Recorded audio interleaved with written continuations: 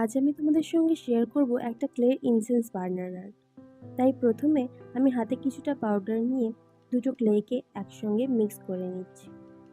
দেন আমি ওই ক্লের ছোট অংশ একটা নিয়ে হাত দিয়ে চেপে চেপে ওটাকে একটা কুলোর শেপ দেওয়ার চেষ্টা করছি।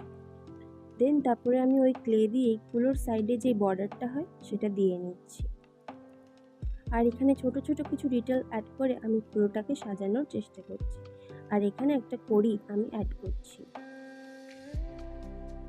3টে কড়ি অ্যাড করে দেওয়ার পরে আমি এখানে ছোট ছোট ছিদ্রগুলো করে নিচ্ছি, কারণ এখানেই আমাদের ধূপগুলোকে প্লেস করা হবে।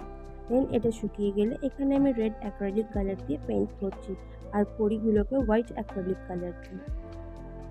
দেন আমি এখানে ছোট কিছু অস্থিচিহ্ন এঁকে সেটাকে ডেকোরেশন করার চেষ্টা করছি। আর দেখো, আমার ইনসেন্স বার্নার সম্পূর্ণ রেডি।